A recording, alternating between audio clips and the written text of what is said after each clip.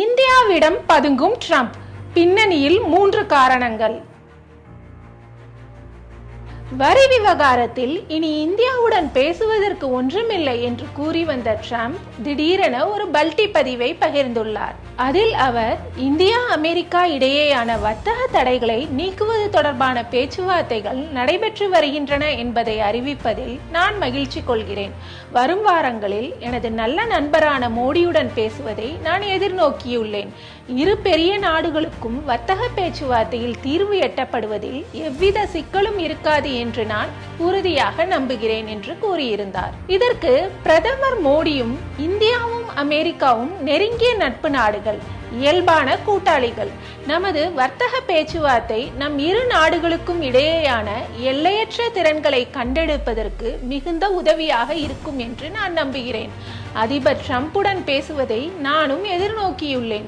இரு நாட்டு மக்களுக்கும் வளமான பிரகாசமான எதிர்காலத்தை அமைத்துக் கொடுக்க நாம் உழைப்போம் என்று பதிலளித்துள்ளார். அதிபர் டொனால்டு ட்ரம்பும் அவரது ஆலோசகர் பீட்டர் நவேராவும் மாறி மாறி இந்தியாவை கடுமையாக விமர்சித்து வந்த நிலையில் ட்ரம்பின் சமீபத்திய பேச்சுகள், பதிவுகள் அவர் இந்தியாவிடம் இறங்கி வருவதற்கான சிக்னல்களை தருகின்றன. ட்ரம்பின் திடீர் பணிவுக்கு 3 முதன்மை காரணங்களை பட்டியலிடலாம். 1. வலுக்கும் இந்தியா ரஷ்யா உறவு. சமீப காலமாக ரஷ்ய உறவுக்காக இந்தியாவை அமெரிக்கா கடிந்து கொள்ள காரணம் உக்ரைன் போர். அந்த போரை 10 நாட்களில் முடிவுக்கு கொண்டு வருவேன் என்று சூளுரைத்த ட்ரம்புக்கு சற்றும் அசைந்து கொடுக்காமல் சவால் விட்டு கொண்டிருக்கிறார் ரஷ்ய அதிபர் விளாடிமிர் புதின். ரஷ்யாவுக்கு அமெரிக்கா, ஐரோப்பிய நாடுகள் பலவும் மிகப்பெரிய அளவிலான பொருளாதார தடைகளை விதித்துள்ளன. ஆனால் இந்தியா உக்ரைன் போருக்கு பின்னர் ரஷ்யாவிடமிருந்து அதிக அளவில் கச்சா எண்ணெய் வாங்குகிறது. இதுவே அந்நாட்டுக்கு பொருளாதார பலத்தை தருகிறது. அந்த வகையில் இந்தியா போரை ரஷ்யா நீட்டிக்க மறைமுகமாக உதவுகிறது என்பது அமெரிக்காவின் குற்றச்சாட்டு. இது வெளிப்படையான குற்றச்சாட்டு என்றாலும் கூட தங்கள் நாட்டின் இராணுவ பலம் மூலம் ஆதிக்கம் செலுத்த முடியாத நாடுகள் மீது பொருளாதார நடவடிக்கைகள் மூலம் அடிபணிய வைக்கும் ட்ரம்பின் உத்திதான் அதீத வரி விதிப்பு என்ற தியரியும் உண்டு. அது இந்தியாவிடம் எடுபடாமல் போனது கண்கூடு. 2வது, சீனாவுடனான இந்தியாவின் திடீர் நெருக்கமும் ட்ரம்ப் இறங்கி வருவதற்கு ஒரு காரணம் என்று கூறப்படுகிறது.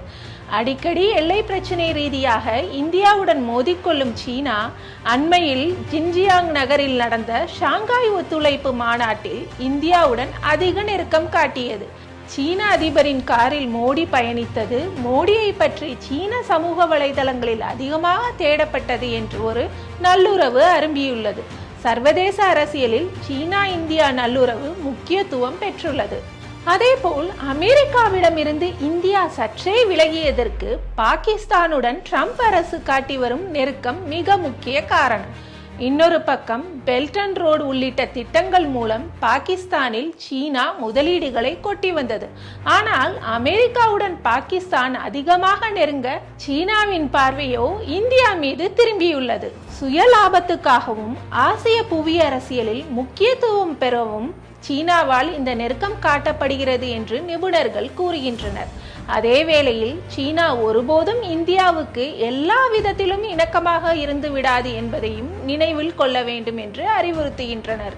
இதேபோல் பிரிக்ஸ் கூட்டமைப்பில் இந்தியா, ரஷ்யா, சீனா வலுவான கூட்டாளிகளாக இருந்து வருகின்றன. இதன் வலிமை G7க்கு சவால் விடக்கூடிய அளவில் உருவாவதால் இதுவும் ட்ரம்புக்கு சற்றே கலக்கத்தை ஏற்படுத்தி இருக்கலாம் என்று சர்வதேச அரசியல் ஆய்வாளர்கள் கணிக்கின்றனர். இதன் விளைவாகவே சீனாவிடம் ரஷ்யா இந்தியாவை இழந்துவிட்டோம் போன்ற அமெரிக்க புலம்பல்களும் எழுந்தன. 3வதாக, இந்தியா அண்மையில் GSTயில் மிகப்பெரிய சீர்திருத்தத்தை கொண்டு வந்தது. இந்த வரி குறைப்பு நடவடிக்கையும் அமெரிக்காவுக்கு ஜக் கொடுத்துள்ளது என்று கூறப்படுகிறது. இந்த பின்னணிகளில்தான் அமெரிக்க அதிபர் ட்ரம்ப் இந்தியாவுடனான உறவு முக்கியம், மோடி எனது நண்பர், இருநாட்டு வர்த்தக தடைகளை தகர்க்கும் பேச்சுவார்த்தை நடக்கிறது என்றெல்லாம் கூறி வருகிறார். இதன் மூலம் இந்தியா மீது அமெரிக்கா விதித்துள்ள 50% வரி என்பது வெகுவாக குறைக்கப்பட வாய்ப்புள்ளதாக நம்பிக்கையும் எழுந்துள்ளது. ஆனால் இவற்றையெல்லாம் வைத்தே ட்ரம்ப் முழுக்க படுத்தே விட்டார் என்றெல்லாம் கூற முடியாது. அவருடைய நகர்வுகள் மிக நுணுக்கமானவையாகவே இருக்கும். ஒரு மிகப்பெரிய தொழிலதிபர் உலகின் சூப்பர் பவரின் அதிபராக இருந்தால் அந்த காம்போ என்ன மாதிரியான தாக்கத்தை ஆட்சி நிர்வாகத்தில் ஏற்படுத்தும் என்பதற்கான சரியான உதாரணம்தான் ட்ரம்ப் என்று எச்சரிக்கும் நிபுணர்கள், அவர் ஒருபுறம் சமரசம் பேசிக்கொண்டே மறுபுறம் இந்தியாவுக்கான குடைச்சலை ஏற்பாடு செய்வார் என்கின்றனர். தான் விதித்த வரி போதாது என ஐரோப்பிய யூனியன் நாடுகளும் ரஷ்யாவிடம் எண்ணெய் வாங்கும் இந்தியா சீனாவுக்கு 100% இறக்குமதி வரி விதிக்க தூண்டிவிடுவதாக தகவல்கள் வருகின்றன.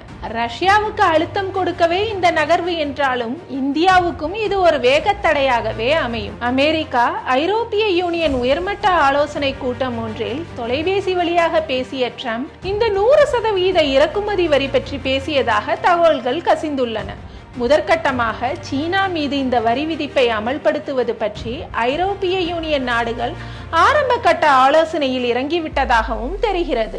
இதுவரை இந்தியா பாகிஸ்தான் போர் உட்பட 7 போர்களை நிறுத்தியுள்ளேன் என்று கூறி வரும் ட்ரம்புக்கு உக்ரைன் போரை நிறுத்துவது அவரது சூப்பர் பவரை சர்வதேச அரங்கில் உறுதிப்படுத்தும் முயற்சி மட்டுமல்ல, அமைதிக்கான நோபல் பரிசு தன்னை வந்தடைய வேண்டும் என்ற பிரயத்தனமும் கூட.